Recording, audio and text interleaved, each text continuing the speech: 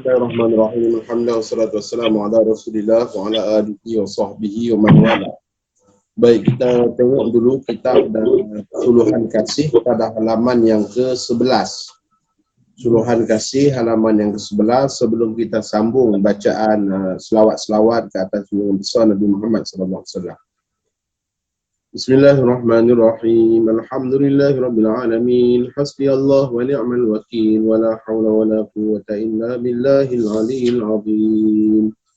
Allahumma inni abra'u min hawli wa quwwati ila hawlika wa quwwatik. Allahumma inni ataqarrabu ilayka bis salati ala sayyidina Muhammadin abdika wa rasulika sayyidil mursalin sallallahu ta'ala wa sallam alaihi wa alaihim ajma'in. امتثالا لأمرك وتصديقا له ومحبة فيه وشوقا إليه وتعظيما لقدره ولكونه صلى الله عليه وسلم أهلا لذلك فتقبلها مني بفضلك واجعلني من عبادك الصالحين ووفقني لقراءتها على الدوام بجاهه عندك وصلى الله على سيدنا محمد وآله وصحبه أجمعين.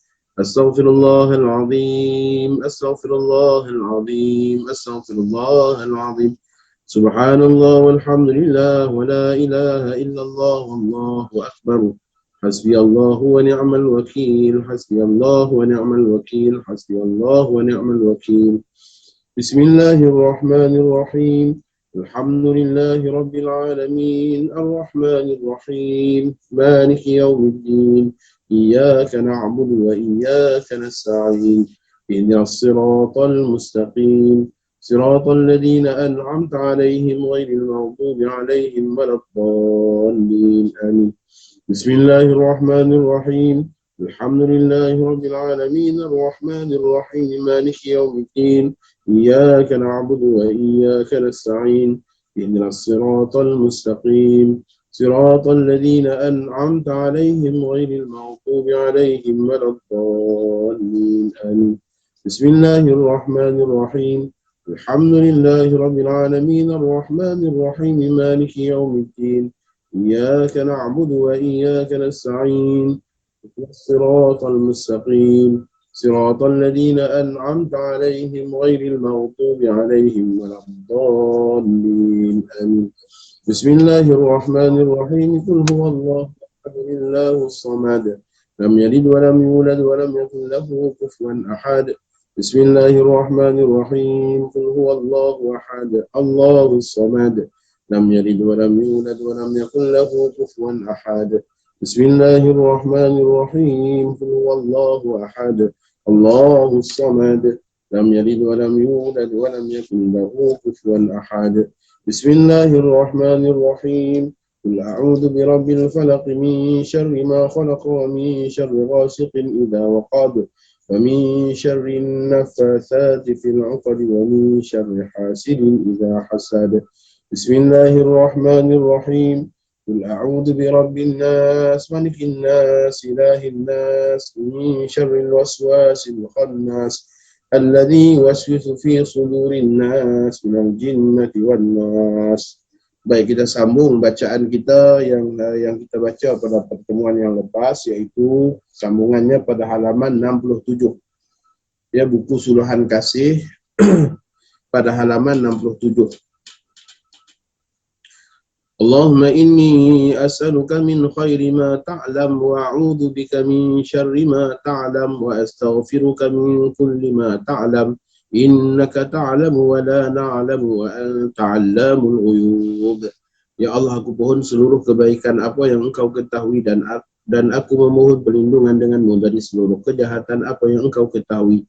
Aku memohon keampunanmu dari setiap dosa yang apa yang engkau ketahui, sesungguhnya engkau maha mengetahui sedangkan kami tidak tahu, dan engkaulah Tuhan yang maha mengetahui tiap perkara yang gaib. Allahumma arhamni min zambi hadha wa ihdaqil fitani wa tatawuli ahlil jur'ati alayya wa istid'afihim iyai. Ya Allah, rahmatilah aku dari zamanku ini dan dari belenggu fitnah dan keangkuhan orang yang jahat serta setiap mereka yang memandang lemah kepadaku. اللهم اجعلني منك في عياد منيع وحرز حصين من جميع خلقك حتى تبلغني أجلي معافى. Ya Allah, jadikanlah buatku perlindungan yang teguh, penjagaan yang kuat dari seluruh makhlukmu sehingga tiba ajalku dalam keadaan selamat. Allahumma salli ala sayyidina Muhammadin wa ala ali sayyidina Muhammadin adada man salla alaihi wa salli ala sayyidina Muhammadin wa ala ali sayyidina Muhammad adada man lam yusalli alaihi. Ya Allah, limpahkanlah selawat ke atas penghulu kami Nabi Muhammad dan keluarga penghulu kami Nabi Muhammad sebanyak orang yang berselawat kepadanya. Ya Allah, limpahkanlah selawat ke atas penghulu kami Nabi Muhammad dan keluarga penghulu kami Nabi Muhammad sebanyak orang yang tidak berselawat kepadanya. Wa salli ala sayyidina Muhammadin wa ala ali sayyidina Muhammadin kama tanbaghi salatu alaihi.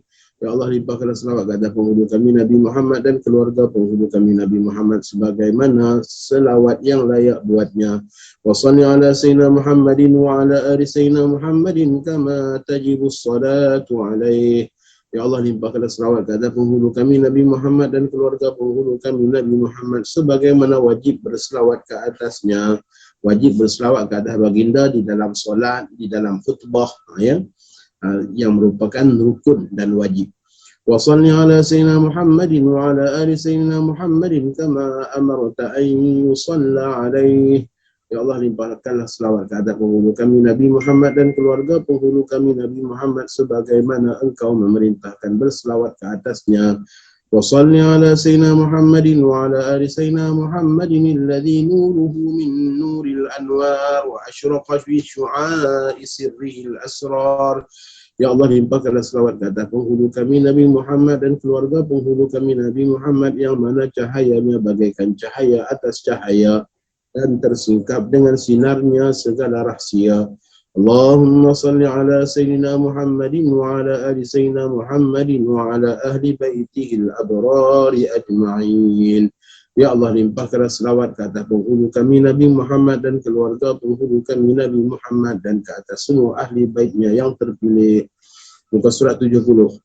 Allahumma salli ala sayyidina Muhammadin wa ala alihi bahri anwarika wa ma'adini asrarika wa lisani hujjatika wa arusi mamlakatik wa imami hadratika wa khatami anbiyaika salatan tadumu bidawamik wa tabqa bibaqaika salatan turdika wa turdihi wa tarda biha anna ya arhamar rahimin. Ya Allah, limpahkanlah selawat ke atas penghulu kami Nabi Muhammad dan keluarganya, baginda bagaikan lautan cahayamu dan logam mulia rahsiamu, lisan hujahmu dan mempelai kerajaanmu, imam hadratmu dan penutup para nabimu dengan selawat yang sentiasa berterusan, sebagaimana berterusannya zatmu berkekalan, sebagaimana berkekalannya zatmu. Selawat yang meraih redhamu dan redhanya dan engkau meredai kami dengannya, ya Allah yang maha penyayang dari sekalian penyayang. Allahumma rabbal hilli wal haram wa rabbal mash'aril haram wa rabbal baitil haram wa rabbal rukni wal maqam abligh li sayyidina wa maulana Muhammadin minna salam.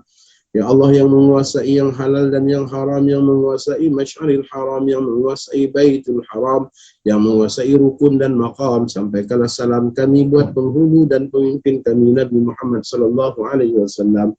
Muka surat 31. Allahumma salli ala sayyidina wa maulana Muhammadin sayyidil awwalin wal akhirin. Allahumma salli ala sayyidina wa maulana Muhammadin fi kulli waqtin wa hin. Allahumma salli ala sayyidina maulana Muhammadin fil mala'il a'la ila yaumiddin. Allahumma salli ala sayyidina wa maulana Muhammadin hatta tarisal arda wa man 'alaiha wa anta khairul warisin. Ya Allah, limpahkanlah selawat ke atas penghulu dan pemimpin kami Nabi Muhammad, penghulu mereka yang terawal dan yang terakhir. Ya Allah, limpahkanlah selawat ke atas penghulu dan pemimpin kami Nabi Muhammad di setiap waktu dan ketika. Ya Allah, limpahkanlah selawat ke atas penghulu kami dan pemimpin kami Nabi Muhammad di alam arwah sehingga hari kebangkitan.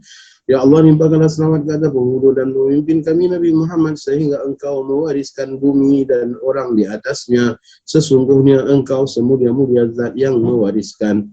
Allahumma salli ala sayyidina Muhammadin nabiyil ummi wa ala ali Muhammad kama sallaita ala sayyidina Ibrahim innaka Hamidum Majid.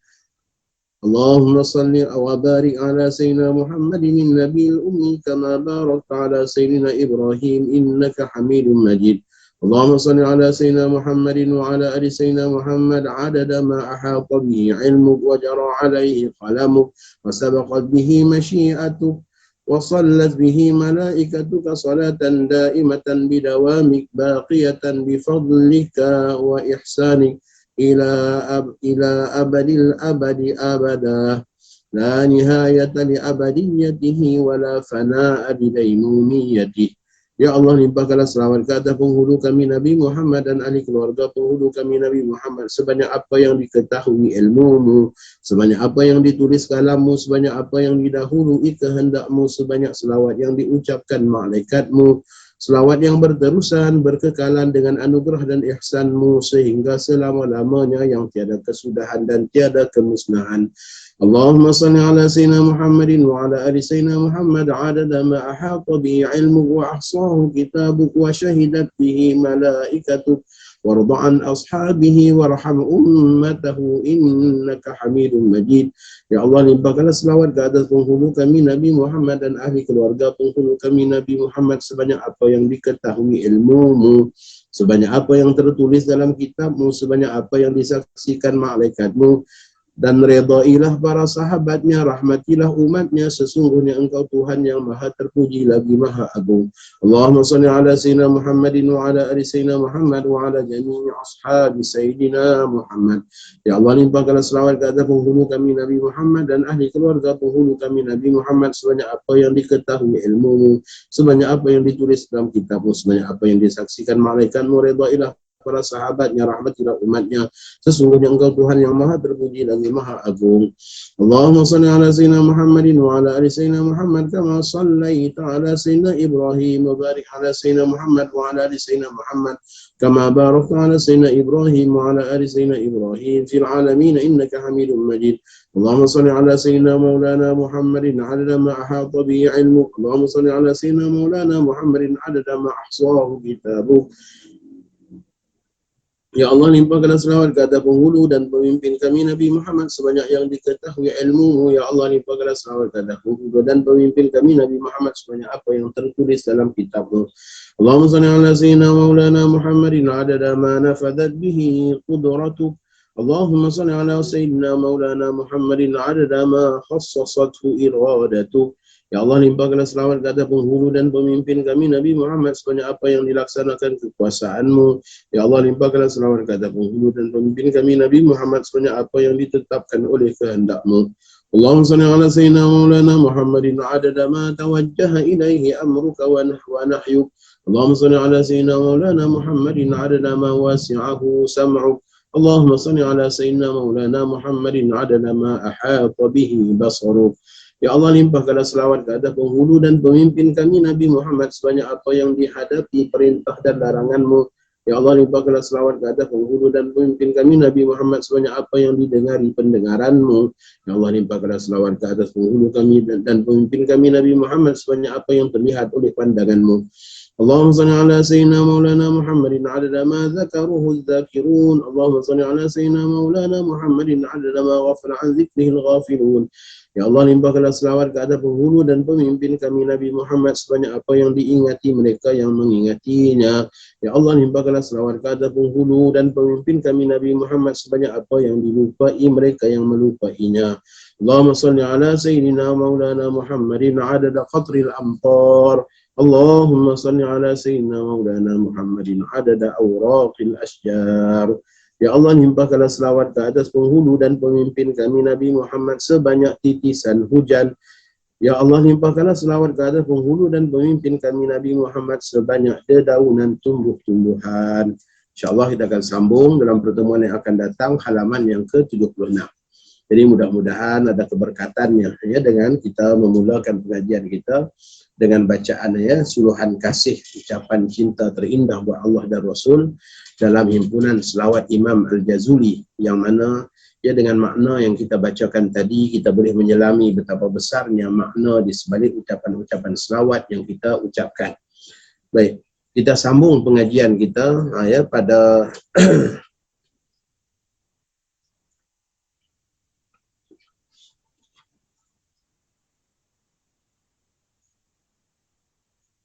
pada halaman yang ke-10, ya, pada halaman yang ke-10. Bismillahirrahmanirrahim. Wassalatu wassalamu ala Rasulillah wa ala alihi wa sahbihi wa man walah. Yang dimuliakan Tuan Haji Zul, ya, tuan rumah dan selaku host pengajian kita pada malam ini. Mudah-mudahan dapat rahmat dan berkat dari Allah Subhanahu wa taala. Ahbabuna fillah, muslimin dan muslimat yang dirahmati Allah Subhanahu wa taala. Alhamdulillah, segala puji dan syukur kepada Allah Subhanahu wa taala kerana dengan limpahan rahmat, taufik, hidayah dan juga inayah daripada Allah Subhanahu wa taala, pada malam ini kita dapat sama-sama sekali lagi bertemu, dan baru sebentar tadi kita mengungkapkan ucapan-ucapan selawat, ya, dan doa yang mudah-mudahan Allah Subhanahu wa taala kabulkan dan Allah sampaikan kepada junjungan besar Nabi Muhammad SAW ucapan selawat dan salam kita kepada baginda, yang mana disebutkan dalam sebuah hadis, sesungguhnya tiap-tiap ucapan selawat daripada kalian disampaikan kepadaku, sehinggalah ya baginda SAW dapat mengenali seseorang dengan nama dan juga binnya, ya, disebutkan kepada baginda SAW, yang mudah-mudahan ya kita termasuk dalam kumpulan manusia yang Nabi kita katakan, ya, orang yang paling hampir dalam kalangan kalian kepadaku ialah aktsaruhum salatan alayya, orang yang paling banyak berselawat kepadaku. Jadi mudah-mudahan ya dengan lantunan ucapan selawat yang kita ucapkan tadi itu menjadi sebab musabab keberkatan dalam kehidupan kita, bahkan ya terangkat segala musibah dan bala, sehinggalah Masya Allah ya disingkapkan kepada kita ilmu-ilmu yang Allah Subhanahu wa taala anugerahkan kepada hamba-hambanya yang soleh. Baik, kita sambung pada syarat-syarat kedua. Syarat kedua yang pertama dalam pengajian kita yang lepas ialah bagaimana hendaklah zahir solat antara satu sama lain mestilah sama. Barulah ya seorang itu boleh ikut kepada seorang yang lain. Maka orang yang solat jenazah tak boleh jadi imam kepada solat yang lain kerana zahir solat jenazah tidak sama dengan solat yang lain. Begitulah juga ya orang yang solat sunat gerhana tidak boleh tidak boleh mengikut kepada orang yang solat lain kerana solat gerhana juga zahirnya tidak sama dengan solat-solat yang lain. Dan kita telah bicarakan bagaimana bolehnya solat qada ikut kepada orang yang solatnya solat tunai, tunai ikut kepada yang qada. Bolehnya rakaat yang sedikit ikut kepada rakaat yang banyak ikut kepada rakaat yang sedikit. Semuanya telah pun kita bicarakan dalam pertemuan kita yang lepas.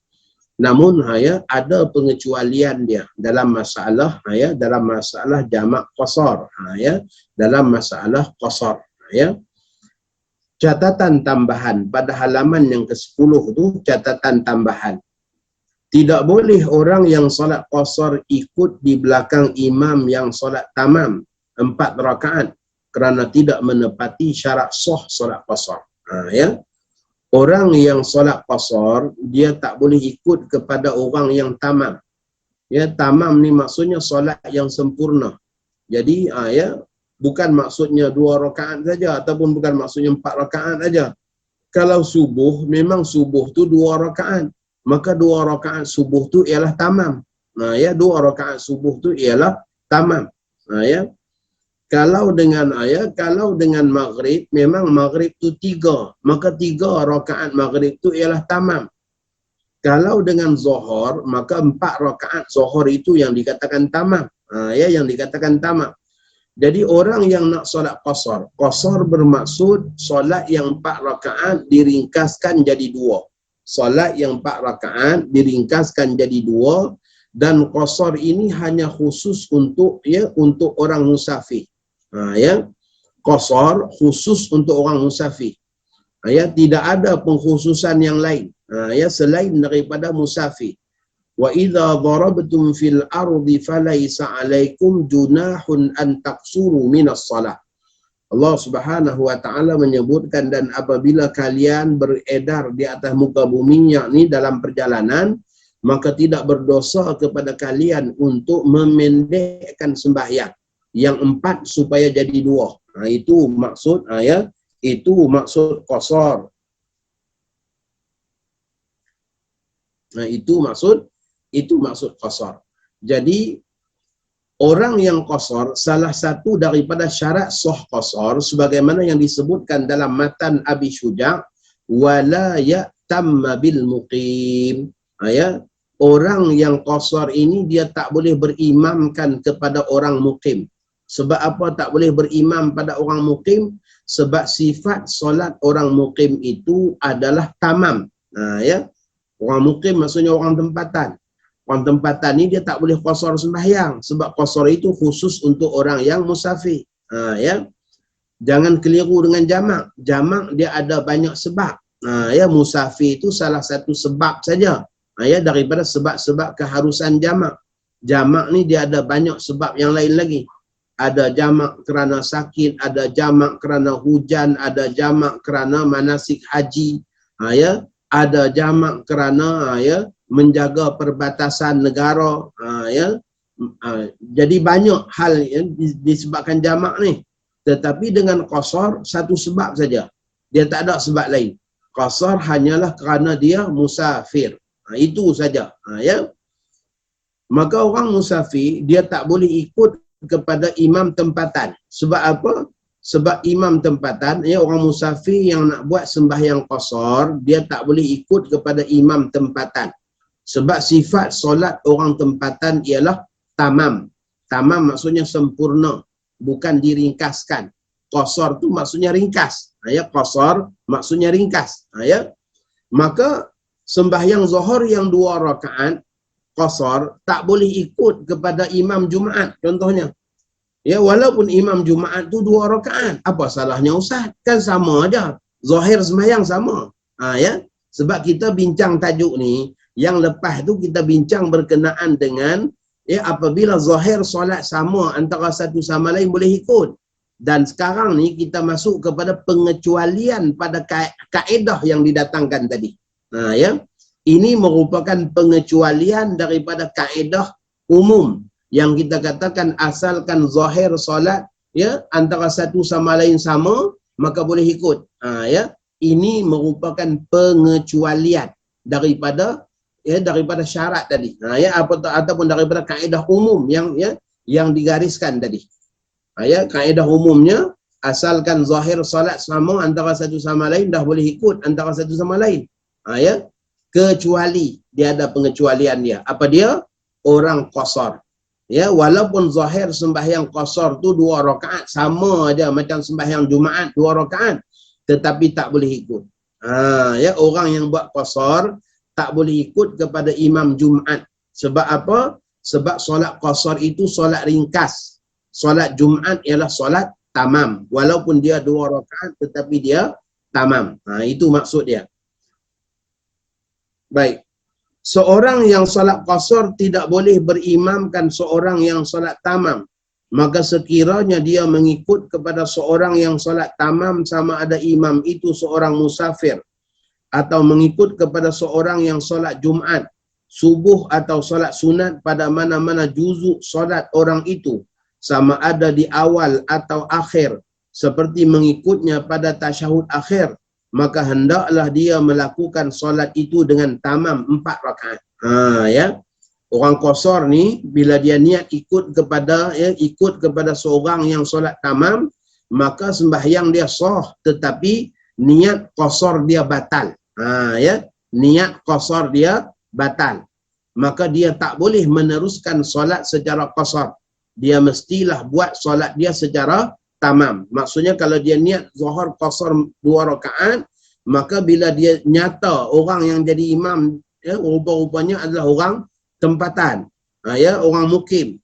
Maka pada ketika itu niat qasar dia batal, bukan sembahyang dia batal. Niat qasar dia batal. Maka dia wajib meneruskan sembahyangnya jadi 4 rakaat. Daripada Ibnu Abbas radhiyallahu taala anhuma bahawa beliau pernah ditanya, mengapakah orang musafir itu menunaikan solat 2 rakaat ketika bersendirian? Maksudnya dia tak ikut pada orang tempatan, dia sembahyang 2 rakaat, orang musafir. Dan solat 4 rakaat apabila dia berimamkan kepada orang mukim. Orang tanya Abdullah bin Abbas ni, sebab apa orang musafir kalau dia sembahyang seorang-seorang ataupun dengan kumpulan musafir dia buat qasar. Tapi kalau dia sembahyang ikut kepada imam tempatan dia buat 4 rakaat. Ya. Maka jawab Ibnu Abbas yang demikian itu adalah sunnah. Sayyidina Abdullah bin Abbas radhiyallahu taala anhuma kata apa? Ya, perbuatan itu merupakan sunnah. Maksudnya orang musafir bila dia ikut sembahyang dengan orang tempatan, ya dia tak boleh buat sembahyang secara qasar. Ya, sekali lagi saya tegaskan, ini merupakan pengecualian kepada kaedah yang kita gariskan dalam pertemuan kita yang lalu, di mana kita katakan bahawa semua jenis sembahyang boleh ikut antara satu sama lain asalkan zahir solat itu sama. Ya, ada rokok sujud, ada i'tidal. Ya, namun ya, yang kita bicarakan pada malam ni pada catatan tambahan, ini merupakan pengecualian daripada kaedah yang lalu. Ya, pengecualian daripada kaedah yang kita bicarakan dahulu. Baik, kita masuk pula pada syarat qudwah yang kedua. Ya, syarat qudwah maksudnya syarat ikutan seorang makmum kepada imam. Hendaklah berniat mengikut imam atau berniat menjadi makmum. Ya, orang yang nak solat ya, jadi makmum ni dia kena niat ikut imam ataupun dia kena niat jadi makmum. Ya, kalaulah dia sembahyang dalam hal keadaan dia ikut kepada solat seseorang tapi dia tak niat jadi makmum, maka hukumnya tidak sah. Ya, tak boleh. Ya, makmum hendaklah menghadirkan niat menjadi makmum atau mengikut imam. Jika dia tidak berniat, jadilah solatnya seorang diri kecuali solat Jumaat kerana ia tidak sah melainkan secara berjamaah. Ya, jadi kalaulah dia tak niat, maka jadilah sembahyang dia tu seorang diri. Ya, disebabkan dia tak niat jadi makmum. Ya, jadi sembahyang dia tu seorang diri. Tetapi sembahyang tu boleh jadi batal. Macam mana?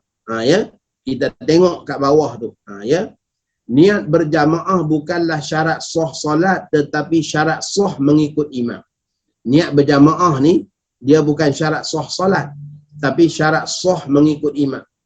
Maka dalam kitab Takrirat As-Sadidah disebutkan, sekiranya musalli, iaitu orang yang solat itu menjadi makmum, maka wajib baginya untuk berniat jemaah atau mengikut imam atau jadi makmum. Sekiranya dia tidak berniat jemaah, kemudian dia mengikut pergerakan imam secara sengaja, menunggunya, yakni untuk mengikut pergerakan imam selama panjang kadar satu rukun, maka batallah solatnya dan tidak wajib berniat makmum ketika takbiratul ihram. Itu masuk hal lain. Ya, jadi dia tak niat jadi makmum, tapi dia ikut kepada seseorang. Sekadar kalau dia duk bergerak ikut tu jadi serentak, tak apa lagi. Tapi kalaulah sampai kadar ya, imam rokok lama, dia pun tunggu lama. Ya, dia tunggu lama sebab imam tak bangun. Sedangkan dia tak niat jadi makmum kepada orang tu, maka menunggu yang lama pada satu rukun itu, ya, pada satu rukun itu, ya, kerana nak bergerak dengan orang yang dia ikut, sedangkan dia tak niat jadi makmum, menunggu yang lama pada kadar masa satu rukun itu sudah membatalkan solat. Ya, sudah membatalkan solat. Sebab apa? Dia tak ada tujuan tunggu. Ya, makmum memang dia kena tunggu sebab dia tunggu pada imam dia. Orang ni dia sembahyang seorang-seorang tapi dia pergi tunggu. Itu tak ada manfaat lah. Maka perbuatan dia tu dianggap perbuatan yang sia-sia dan lara. Maka dengan sebab itulah ya dianggap batal sembahyang. Ya. Maka perlu kita ambil tahu bahawa mestilah seorang makmum itu dia niat jadi makmum. Baik. Kenyataan yang berikutnya, tidak wajib berniat makmum ketika takbiratul ihram. Ya. Ini juga perkara yang patut kita ambil maklum. Ya, perkara yang patut kita ambil maklum. Niat sebagai makmum ini bukan syarat dalam takbiratul ihram. Ya, untuk kebanyakan solat. Adalah solat tertentu yang wajib dalam takbiratul ihram. Nanti kita akan sebut. Ya. Secara umumnya, niat sebagai makmum ni bukan satu kewajipan dalam takbiratul ihram. Hanya sunat saja. Ya. Dengan erti kata, seseorang itu boleh niat lagi jadi makmum selepas selesai takbir. Ini kadang-kadang kesian kepada mereka yang sukar untuk menghadirkan niat. Ya. Bagi kita-kita yang boleh niat ni mudah, tak apalah. Sekali aja Allahu Akbar dah selesai. Tapi bagi yang payah tu, usalli Allah Allah Allah Allah sampai 3-4 kali tak jadi-jadi. Sebab apa nu? Dia duk himpun niat yang panjang sepanjang-panjangnya nu. Sahaja aku solat fardu zuhur 4 rakaat tunai mengikut imam. Ya, ada tambah lagi menghadap kiblat. Masya-Allah ya. Kerana Allah Taala lagi, masya-Allah ya. Dah berapa? Ya, sahaja aku solat fardu zuhur 4 rakaat tunai mengikut imam menghadap kiblat kerana Allah Taala. Punyalah panjang. Ya. Maka akhirnya jadi susah dalam takbiratul ihram. Untuk orang yang boleh silakan. Ya, untuk orang yang boleh. Ni saya sebut ni sebab nak permudahkan orang yang tak boleh. Ya, nak tolong bagi orang yang tak boleh ni. Ya. Orang yang boleh, alhamdulillah, itulah yang paling afdal. Semua sepanjang-panjang niat itu semuanya sekali dalam lafaz Allahu Akbar. Itu yang terbaik. Tapi kalau dengan dia tak mampu, maka jangan menyusahkan diri. Ya. Kalau dia tak mampu, jangan menyusahkan diri. Ya, untuk solat fardu yang pertama dia kena ada qasad, sahaja aku. Ya. Kemudian dia kena ada ya ta'rif, iaitu solat fardu. Ya. Sahaja aku solat fardu. Ya. Dan yang ketiga dia kena ada ta'yin. Ya, iaitu zuhur, asar, maghrib, isyak, itu ta'yin. Maka sekurang-kurang niat dalam takbiratul ihram yang wajib. Ya, sekurang-kurang niat yang wajib dalam takbiratul ihram ialah sahaja aku solat fardu zuhur. Itu cukup. Ya. Maksudnya dalam Allahu Akbar terlintas sahaja aku solat fardu zuhur. Sudah cukup. Selebihnya 4 rakaat tunai mengikut imam. Ya. Kerana Allah Ta'ala itu boleh selepas selesai Allahu Akbar. Selepas dah selesai Allahu Akbar masih boleh. Ya, masih boleh. Kerana mengumpulkan semua yang banyak tadi itu dalam takbir hanya sunat saja dan afdal bagi orang yang mampu. Bagi orang yang tak mampu, maka boleh sebahagian daripada niat dia tu di luar daripada takbiratul ihram, iaitu selesai daripada sebut Allahu Akbar. Ya. Dia sebut Allahu Akbar tu hanya terlintas sahaja aku solat fardu zuhur. Lebihnya tu 4 rakaat tunai mengikut imam. Ya, di luar takbiratul ihram. Selepas selesai takbir, maka hukumnya boleh. Ya, hukumnya boleh.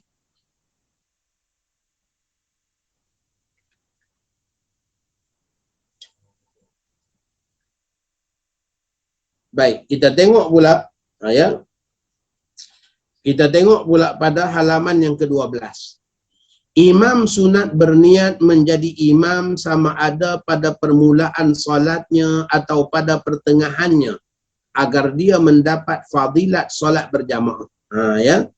Kalau makmum tadi dia mesti niat sebagai makmum. Ya, makmum mesti niat sebagai makmum.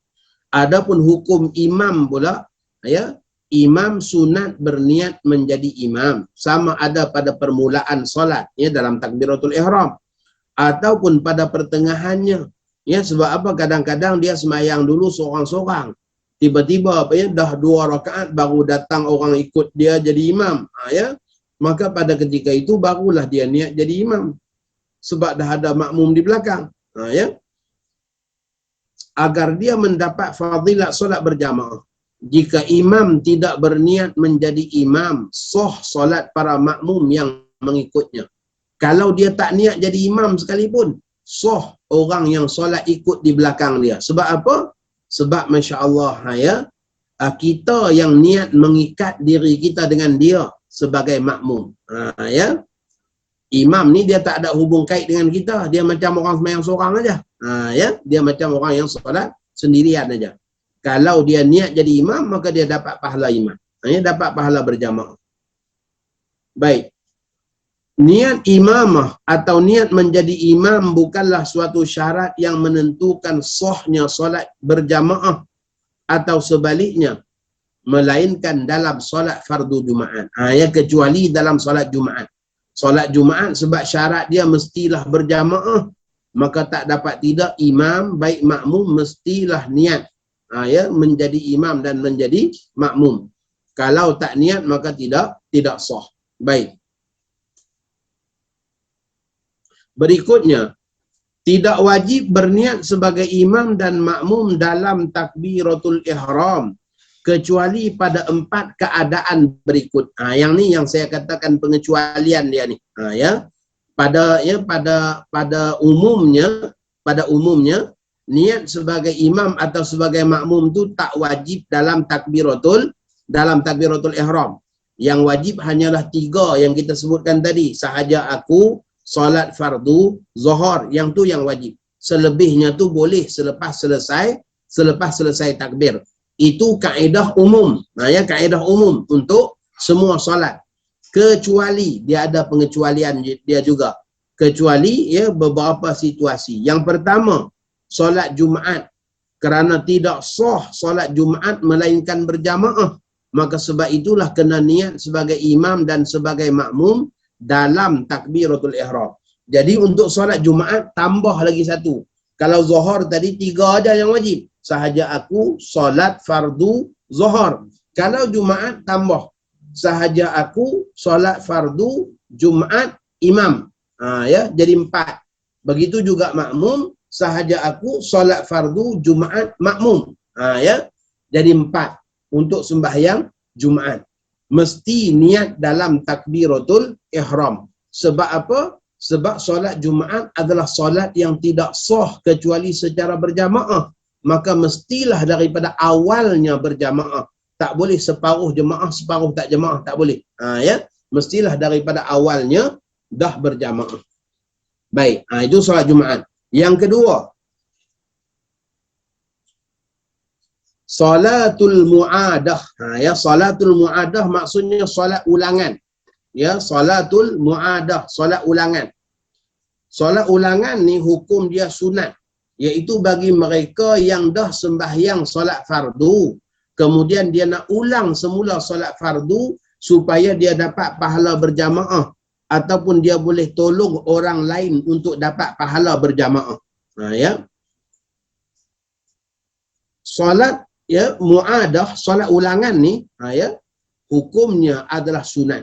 Ya, solat ulangan ni hukum dia adalah sunat. Dan solat ulangan tidak sah kecuali secara berjamaah. Ya, solat ulangan tidak sah kecuali secara berjamaah. Ya, secara berjamaah. Kerana dalil-dalil yang menunjukkan berlakunya solat ulangan ya di zaman Nabi SAW semuanya menunjukkan kepada kita bahawa pengulangan solat itu hanya berlaku ketika mana melakukan solat berjamaah. Ya. Yang pertama, ya, Sayyidina Mu'adz bin Jabal, dia dah solat Isyak dengan Nabi SAW di Madinah Al-Munawwarah. Kemudian ketika mana dia balik ke kampung dia, perkampungan Bani Salim bin Amar, maka Mu'adz bin Jabal dapati penduduk kampung tak solat Isyak lagi. Kerana mereka tunggu Mu'adz untuk menjadi imam. Maka pada ketika itu Sayyidina Mu'adz bin Jabal sekali lagi mengimamkan solat. Ya. Dia dah solat Isyak di Masjid Nabawi. Dia balik kampung dia, orang kampung duk tunggu dia nak sembahyang Isyak. Maka dia pun solat Isyak lagi sekali. Jadi imam kepada penduduk kampung. Ya. Itu hadis yang pertama. Yang kedua, ya, dalam Mishkatul Masabih Imam At-Tabrizi menyebutkan hadis, ya, seseorang datang lambat ke Masjid Nabawi selepas Nabi kita selesai solat Zuhur. Ya, Nabi kita berjamaah Zuhur dengan para jamaah selesai, maka tiba-tiba masuk seseorang nak sembahyang.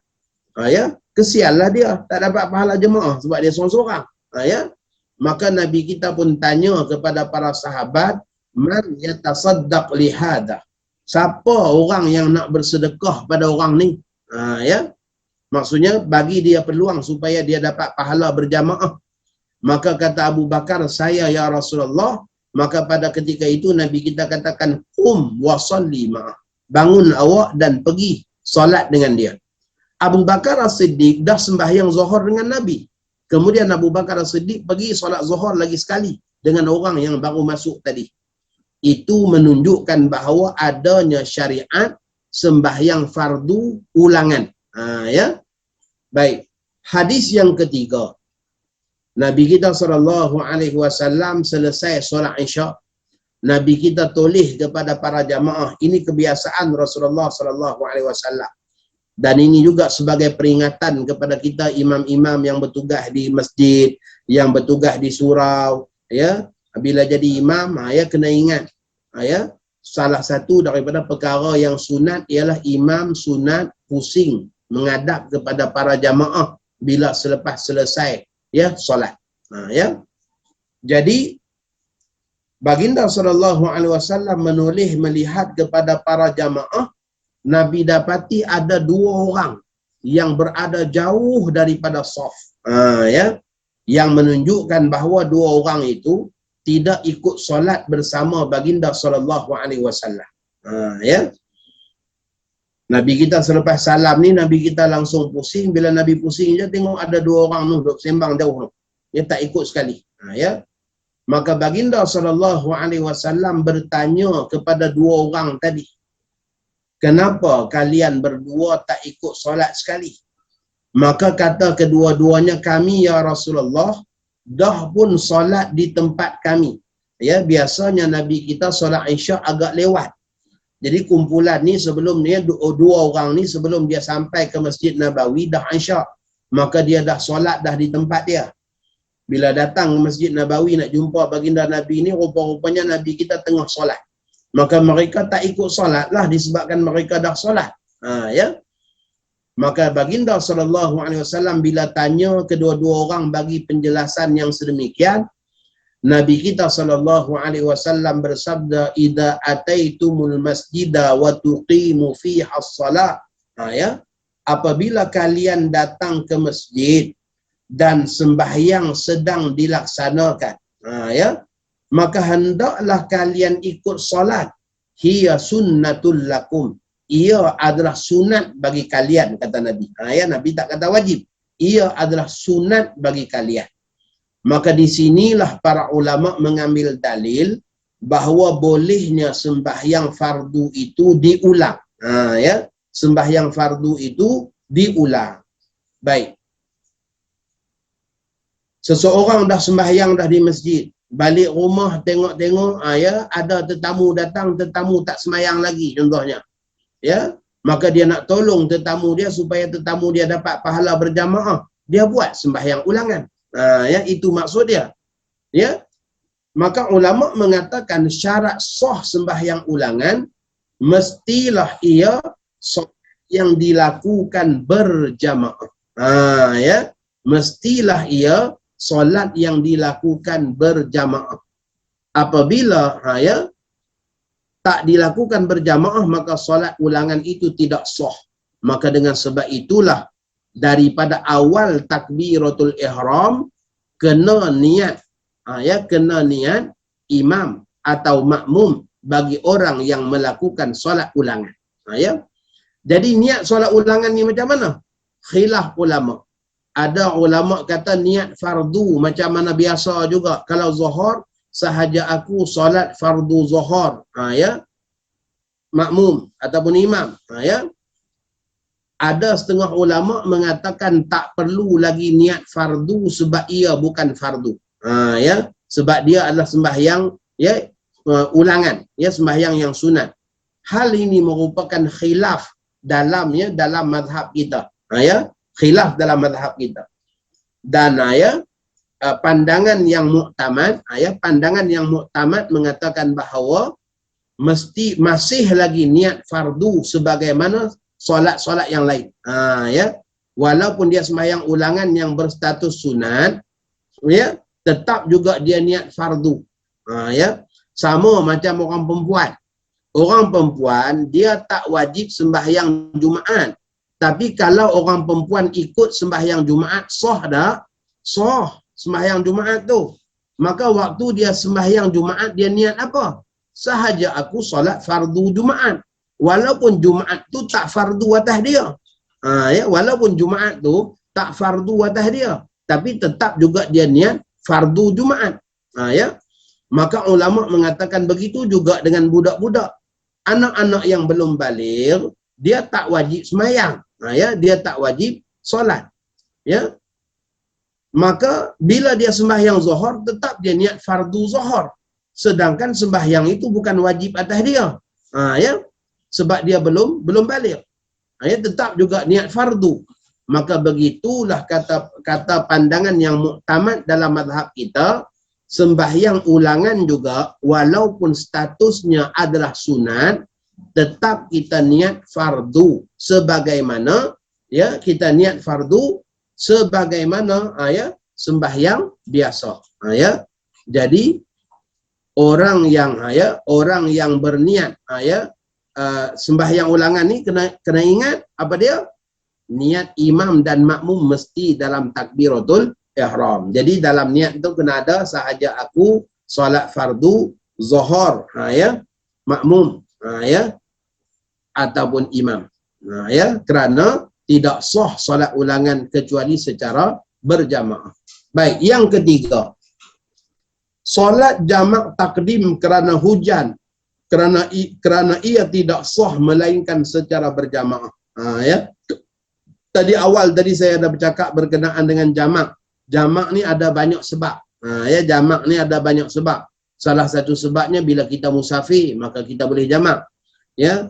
Sebab yang kedua ialah bila orang tu sakit dan dia sukar untuk ya solat tiap-tiap waktu, maka dia boleh jamak, sama ada jamak takdim ataupun jamak takhir. Kalau jamak takdim, asar bawa buat dalam waktu zuhur. Kalau jamak takhir, zuhur tangguh buat dalam waktu asar. Ya. Baik. Dan ya ada juga jamak kerana hujan. Ya, jamak kerana hujan. Dan jamak kerana hujan ni tak boleh kecuali jamak takdim saja. Ya. Jamak kerana hujan ya tidak sah buat jamak takhir. Mesti buat jamak takdim saja. Ya. Iaitu orang yang dah datang ke masjid berlaku hujan lebat dan dia bimbang kalau dia balik akan menyebabkan ya dia dah tak boleh datang lagi kerana pakaian dia basah dan sebagainya, macam orang zaman dululah. Ya, pakaian basah, sukar untuk datang. Ya, zaman kita ni mungkin kita tak bagi alasan pakaian basah. Ya, mungkin juga kerana takut banjir. Ya, macam Masjid Asy-Syarif di Meru Kelang tu. Kalau hujan lebat aja banjir, hujan lebat aja banjir suatu masa dulu. Ya, maka tuan imam ni waktu dia datang zuhur tu dia tengok dengan hujan lebat, dengan air dah mula naik, maka tuan imam kata, tuan-tuan tengok nampak gayanya dengan air pasang besar lagi, dengan hujan pun lebat, ya, rasa-rasanya asar nanti mungkin kita susah nak datang. Ya, maka kita buat ya keputusan selepas sembahyang zuhur ni kita langsung jamak dengan asar. Ya, zuhur kita jamak dengan asar. Supaya apa? Supaya nanti kalau kita balik ke rumah pun kalau banjir, asar kita tak datang pun tak apa dah, sebab kita dah sembahyang berjamaah. Ya.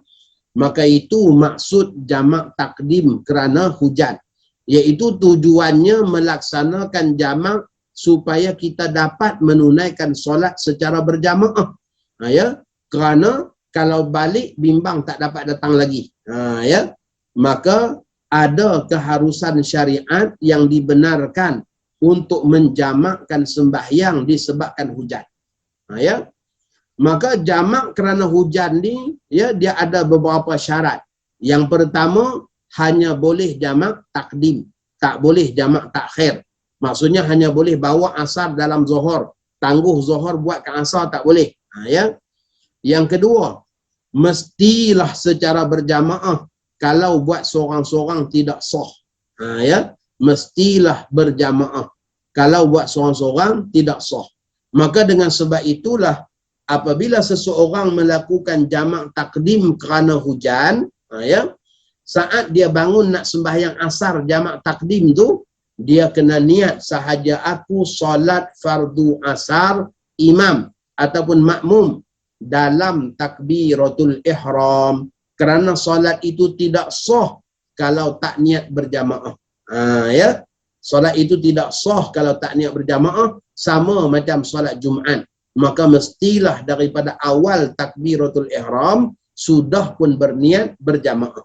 Ya, baik. Yang berikutnya, solat yang dinazarkan. Ya, solat yang dinazarkan akan ditunaikan secara berjamaah. Ya, berlaku kita katakan pemilihan AJK, surau AJK masjid, masya-Allah, ya. Di tempat Tuan Haji Zul, ya, surau Al-Hakim, masya-Allah, ya. Seseorang masya-Allah terlalu gembira kerana dilantik menjadi pengurusi surau, ya. Maka dia pun bernazar. Ya, dia nazar apa? Dia kata apa? Wajiblah ke atasku melakukan sembahyang berjamaah di surau ini selama 40 waktu. Masya Allah. Ya. Selama 40 waktu. Maka disebabkan nazar, maka jadi wajib atas diri dia melakukan solat secara berjamaah 40 waktu. Maka tiap-tiap kali dia nak tunaikan nazarnya itu, dia wajib niat sebagai imam atau sebagai makmum dalam takbiratul ihram. Ya. Kalau dia tak niat, ya, sembahyang sah. Kalau dia tak niat jadi imam ataupun kalau dia tak niat ya, imam ataupun makmum dalam takbiratul ihram, sembahyang sah, tetapi tidak tertunai nazar dia. Ya, tak tertunai nazar dia. Ya, maka hukum dia haram kerana dia melanggar nazar. Ya. Baik. Itu juga merupakan solat yang mesti diniat sebagai imam atau sebagai makmum dalam takbiratul ihram. Ya.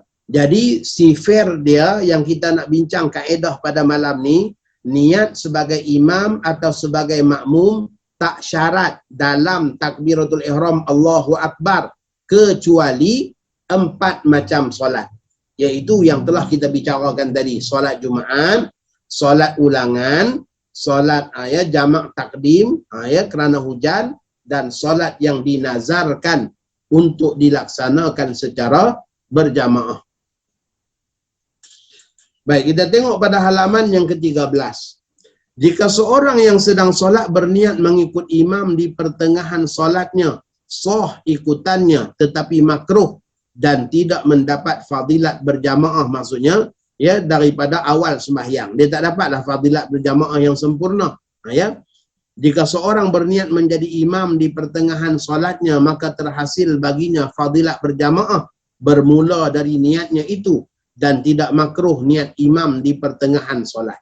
Ya, baik, saya rasa cukup sekadar itu. Ya, syarat-syarat kedua yang kita dapat belajar pada malam ni. Ya, saya sampai situ saja. Kita buka untuk sesi ya pertanyaan. Kalaulah ada pertanyaan, ya, silakan.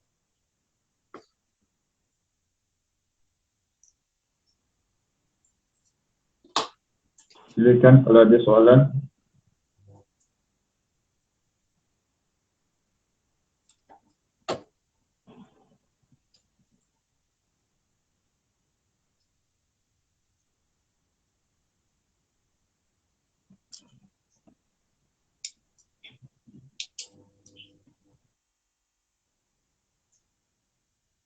Ustaz, kalau orang musafir dia jadi imam, Ya. semua tahu dia musafir tapi dia tolak jadi imam, dia 2 rakaat saja kan. Ya. Jadi yang jemaah lain tu sambung dua lagi, boleh kan? Boleh. Baik. Baik, orang musafir yang melakukan solat qasar, dia tak boleh ikut kepada orang tempatan yang buat sembahyang tamam. Ya. Tetapi kalau orang musafir jadi imam, orang tempatan boleh ikut. Ya. Kalau orang musafir jadi imam, orang tempatan boleh ikut dan sah ikutan mereka. Ya, dan sah ikutan mereka. Kerana sabit dalam perbuatan Rasulullah SAW dalam peristiwa pembukaan kota Mekah, Nabi kita tinggal beberapa hari di kota Mekah, Nabi kita melakukan solat secara qasar. Ya, Nabi kita melakukan solat secara qasar. Selepas selesai Nabi kita buat sembahyang asar 2 rakaat contohnya, maka baginda akan toleh kepada para jamaah.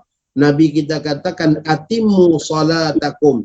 Ya, teruskan sembahyang kalian. Saya orang musafir, kata Nabi. Ya, maksudnya baginda melakukan solat 2 rakaat. Sedangkan para jamaah orang-orang Mekah ikut kepada baginda sallallahu alaihi wasallam. Jadi orang tamam, orang tempatan boleh ikut kepada imam qasar, imam musafir. Yang tak boleh ikut ialah orang musafir nak buat qasar ikut kepada imam tempatan, itu tak boleh. Wallahu a'lam.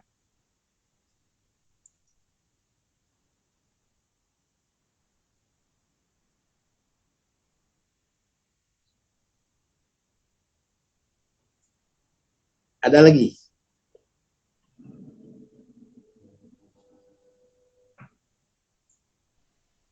Assalamualaikum Ustaz, saya ada satu pertanyaan ni. Baik. Muka surat 13 tadi Ustaz, yang atas sekali tu saya tak berapa faham. Boleh tunjukkan contoh tak Ustaz? Jika seseorang yang sedang bersolat berniat mengikut imam di pertengahan solatnya, sah ikutannya tetapi makruh dan tidak mendapat fadilat berjemaah. Macam mana tu Ustaz? Jika seseorang yang sedang solat berniat mengikut imam di pertengahan solat dia, di pertengahan solat. Macam tadilah kita kata, dia tak niat menjadi makmum di dalam takbiratul ihram. Maka selepas takbiratul ihram tu baru dia niat jadi makmum. Selepas takbiratul ihram baru dia niat jadi makmum. Maka itu contoh di mana maksudnya pada awal solat dia tak niat jadi makmum. Okey. Baik, Ya, yang kedua contohnya, contoh yang kedua, contoh yang kedua sebagaimana dalam kitab Majmu' Syarah Muhadzab. Sebagai dalam kitab Majmu' Syarah Muhadzab, dua orang datang lewat. Dua orang ni datang lewat. Maka waktu mereka datang tu imam tahiyat akhir.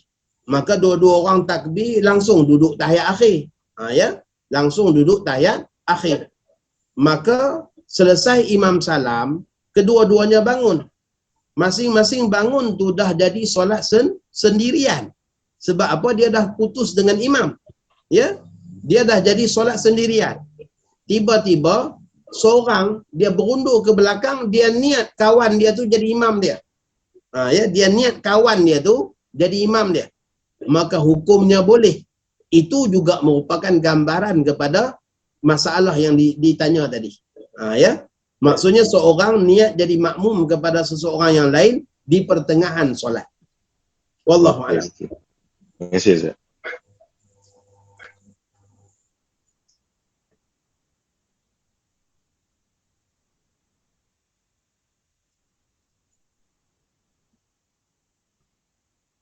Ada lagi?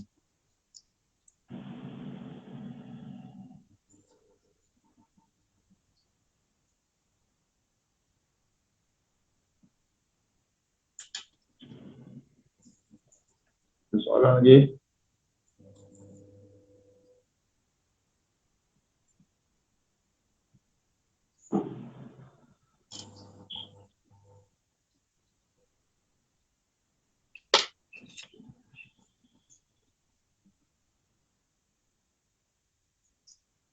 Ada naik mesej tapi saya tak dapat baca daripada handphone.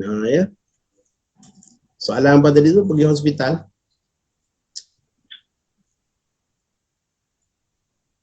Assalamualaikum Ustaz. Saya ke hospital yang tidak sampai 2 mahalah untuk perubatan sebelum Zuhur. Selepas perubatan, saya cadang untuk Zuhur di rumah kerana surau di R&R tutup kerana PKP. Oleh camp, saya sangka sampai di rumah selepas asar. Bolehkah saya mak Zuhur dan asar? Yang tanya soalan cuba bagi penjelasan sikit. Macam mana tu? Asfi, boleh tanya terus.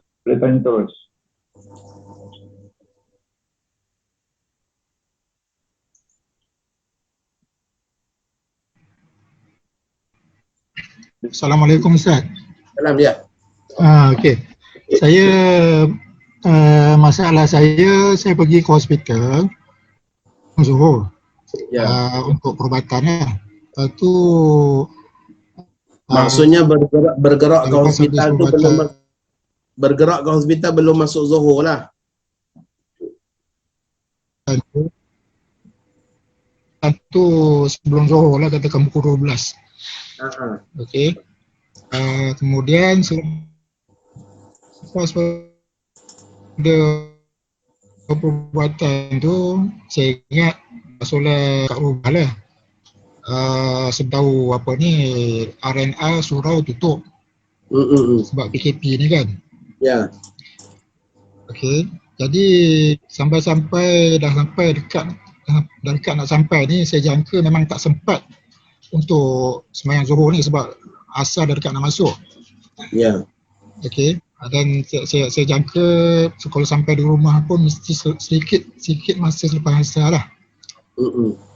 Jadi boleh ke saya niat jamak Zuhur dengan asar tu? Sebab ada saya dengar orang cakap ada istilah jamak tamam. Itu Ustaz. Baik, berkenaan dengan jamak, berkenaan dengan jamak, kita katakan tadi jamak tu dia ada banyak sebab. Jamak tu ada banyak sebab. Antara sebab-sebab jamak itu juga ialah macam tadi hujan, dan begitu juga orang sakit, dia boleh jamak takdim ataupun jamak takhir. Dia boleh jamak takdim atau jamak takhir. Adapun dalam hal keadaan soalan yang ditanyakan tadi tu, sebenarnya ia adalah jamak suri. Jamak suri ni maksudnya orang yang dia melakukan solat pada hujung waktu, pada akhir waktu, dan bersambung dengan waktu yang berikutnya. Dia buat contohnya Zuhur, dia buat dalam baru sempat 2 rakaat, tiba-tiba dah azan asar. Dah azan asar. Maka dia teruskan Zuhur lagi 2 rakaat, selesai tu dia terus bangun buat asar. Macam tu dia panggil jamak suri. Jamak suri. Dan dia nampak saja macam jamak, tapi sebenarnya dia masih buat sembahyang tu dalam waktu. Adapun kalau macam tuan yang tanya tadi, kalau sampai memang dah tak ada waktu dah, sehinggalah kita katakan sampai di rumah tu dah masuk asar, maka pada ketika itu kalau dah memang tak ada tempat untuk berhenti solat, dia wajib juga melakukan solat di atas kenderaan, solat hormat waktu, supaya tidak menanggung hukum haram meninggalkan solat. Kemudian nanti bila sampai di rumah, maka zuhur itu dilakukan dengan qada. Zuhur itu dilakukan dengan qada. Dia bukan lagi dengan istilah jamak. Wallahu a'lam. Sebab apa? Kita sebenarnya ada aja tempat untuk kita berhenti solat. Cuma kita nak ataupun tidak. Sebagai kalau kita dah ada sejadah, kalau kita ada mineral 1 botol pun kita boleh berhenti aja di mana-mana untuk solat. Maka mengambil kita katakan pandangan yang terlalu mudah sehingga kan menjamakkan 2 waktu tadi itu hanya kerana alasan tak ada tempat untuk solat, agak tidak menepati apa yang digariskan oleh para ulama dalam rukhsah keringanan untuk jamak. Hatta dengan orang sakit pun sebab dia sakit dan kesukaran, maka itu yang membolehkan jamak. Jadi dalam mazhab kita ni tak ada keharusan jamak dengan sebab kita katakan kesukaran. Dalam hal keadaan kita masih lagi boleh untuk berhenti di mana-mana tempat, bentang sejadah di mana-mana tempat untuk solat, masih lagi boleh. Bukanlah kita terikat dengan orang lain. Kalau orang yang terikat dengan orang lain macam driver bas, dia tak berhenti. Driver bas tak berhenti, maka pada ketika itu memang dia boleh niat jamak. Disebabkan apa? Disebabkan dia bukan orang yang menguasai diri dia sendiri. Tapi kalau kereta memang kita bawa, kita boleh lalu merata tempat, kita boleh berhenti aja di mana-mana, maka tidaklah dikatakan begitu mudah untuk kita mengatakan boleh jamak. Wallahu a'lam. Ustaz, ada ke istilah jamak taman Ustaz? Maknanya dia buat dia jamak, tapi zuhur dengan asar tu dilakukan 4 rakaat. Ya memang boleh, tak ada masalah. Ya. Kalau jamak takdim kerana hujan yang kita bincang tadi pun jamak tamam. Bukan jamak qasar, jamak tamam. Ya. Kalau macam kita jamak di Muzdalifah dan juga di Arafah, ya, waktu kita buat haji. Maka waktu kita nak masuk ke padang Arafah tu, Zuhur kita jamak takdim dengan asar. Ya, asar kita buat jamak takdim dengan Zuhur. Ya, di Masjid Namirah di Arafah kita buat tamam. Dan malamnya pula bila kita bergerak keluar daripada padang Arafah, kita keluar pada waktu maghrib, kita tak solat maghrib di Arafah, tapi kita niat tangguhkan maghrib kita sembahyang di Muzdalifah. Maka kita sembahyang di Muzdalifah juga jamak, tapi jamak tu jamak tamam. Kerana ya, ulama mengatakan jamak tamam ya dalam ketika mana di Arafah dan juga ketika di Muzdalifah sebahagian daripada manasik haji. Ya, sebahagian daripada perbuatan-perbuatan yang disyariatkan dalam ibadat haji. Wallahu a'lam. Okey, terima kasih Ustaz. Baik. Ada yang satu lagi tu dia jamak tamam tu sebab tak cukup masalah. Okey, baik. Jamak tamam sebab tak cukup marhalah. Ya. Baik. Dalam mazhab kita, kalaulah seseorang itu pergi ke suatu tempat yang bukanlah tempat kebiasaan dia. Ya, bukan tempat kebiasaan. Ya. Tuan Haji Zul daripada Subang, masya-Allah, pergi ke Banting. Banting tu bukan tempat kebiasaan. Ya. Dan jarak kita katakan ya, tak sampai lagi 98 km. Ya. Maka pada ketika itu ya, kita nak buat jamak sebab kita dalam perjalanan nanti nak patah balik dengan jam dengan apa waktu petang. Ya. Contohnya buat kerja office, ya, keluar daripada Subang pergi ke Putrajaya untuk selesaikan ya dengan klien ke apa kat sana. Ya, waktu Zuhur di Putrajaya. Ya. Dan tahu dah nanti nak balik ni pukul 4, pukul 5 tu nak balik. Ya. Dengan jam dengan apa nak berhenti solat pun susah, kemudian dengan PKP dan apa sebagai ni, maka kita pun niat jamak siap-siap. Zuhur dengan asar kita buat di Putrajaya. Ya. Itu juga merupakan jamak tamam yang dibolehkan. Ya, jamak tamam yang dibolehkan dengan syarat apa? Tempat itu tempat yang jarang-jarang kita pergi, bukan tempat harian kita. Ya, bukan tempat harian. Kalau orang tu secara harian memang hari-hari dia pergi ya kerja di Putrajaya, ya, maka dia tak boleh buat jamak tamam tadi. Wallahu a'lam.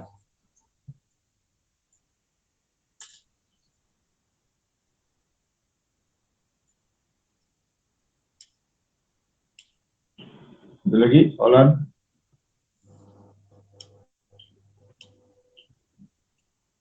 Ustaz, insyaAllah. Okey, cukup sekadar itu, insya-Allah kita akan jumpa lagi dalam pertemuan yang akan datang. Mudah-mudahan Allah Subhanahu wa taala limpahkan keberkatan, kerahmatan, keampunan dan penjagaan dan perlindungan kepada kita semua, dan Allah Subhanahu wa taala golongkan kita tergolong di kalangan mereka yang dimurahkan rezeki rohani dan juga jasmani ya, untuk kita terus ya berbakti sebagai umat Nabi Muhammad sallallahu alaihi wasallam. Allahumma ja'al jam'ana hadza jam'an marhuma wa tafarraqana min ba'dihi tafarruqan ma'suma wa la taj'al fina wa la ma'ana syaqiyyan wa la mafruda wa la mahruma. Sallallahu alaihi wasallam Muhammad wa ala alihi wa sahbihi ajma'in walhamdulillahi rabbil alamin. Qabbalallahu minkum.